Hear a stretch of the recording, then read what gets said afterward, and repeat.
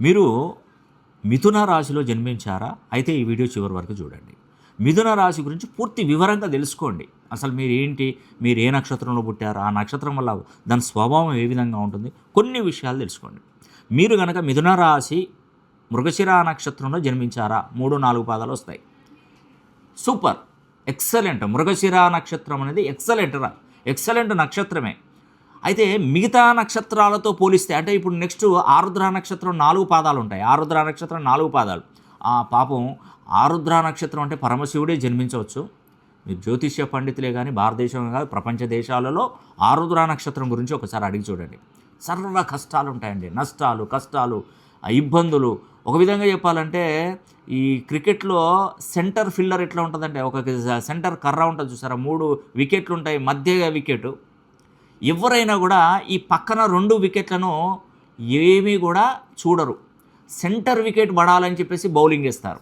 అలాగా కష్టాలు కూడా కేవలం మృగశిర నక్షత్రాన్ని వదిలిపెడతాయి, పునర్వసు నక్షత్రాన్ని కూడా వదిలిపెడతాయి, కానీ ఆరుద్ర నక్షత్రాన్ని మాత్రం వదిలిపెట్టవండి.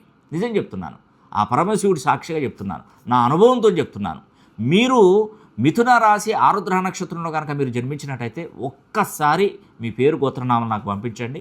మీ జాతకాన్ని పరిశీలన చేసుకొని నక్షత్ర హోమం జరిపిస్తాను. ఆరుద్ర నక్షత్రం పడినప్పుడే, అది ఏ నెలలైనా, అంటే ప్రతి నెల వస్తూనే ఉంటుంది ఆరుద్ర. ఆ టైం చూసి మంచి వేలావిశేషం చక్కటి నక్షత్రం రోజున మీకు ఈ యొక్క ఆరుద్ర నక్షత్ర శాంతి హోమం జరిపిస్తా. 3 సార్లు చేయించుకోవాలి. బాల్య వ్యవస్థలో జరిపించుకోవాలి, మిస్ అయితే 18 సంవత్సరాలు జరుగుతారు, అది మిస్ అయితే వివాహం జరిగిన తర్వాత కూడా జరిపించుకోవాలి. దీన్ని శాస్త్రోక్తంగా 3 పండితుల ద్వారా ఈ యొక్క నక్షత్ర శాంతి హోమం కూడా జరిపిస్తాను.